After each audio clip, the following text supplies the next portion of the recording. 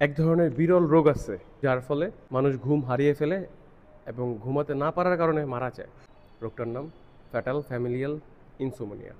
এই রোগে ধীরে ধীরে ঘুম কমে যায়, এরপরে এক সময় একবারই ঘুম আসে না।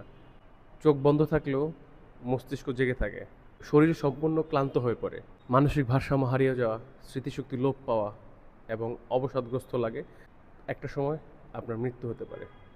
এই রোগটা সাধারণত বংশগত রোগ, জেনেটিক্যাল। এই রোগটা তাদেরই হয় যাদের শরীরে প্রিয়ন নামে বিকৃত প্রোটিন থাকে।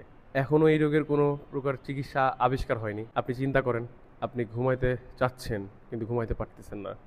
এই রোগ আমাদের শেখায় ঘুম কেবল শুধু আমাদের বিশ্রামের জন্যই না, আমাদের বেঁচে থাকার, সুস্থ থাকার প্রধান মাধ্যম। কিন্তু অনেকেই বিরক্ত হন, ঘুম আসে না। আপনি চিন্তা করেন, অনেকেই আছে জাস্ট শুধু একটু ঘুমাইতে চায়, আবার অনেকেই নিজের উপর বিরক্ত হন, প্রচুর ঘুম আপনার, কিন্তু একটা মানুষ জাস্ট একটু বেঁচে থাকার জন্য ঘুমাইতে চায়।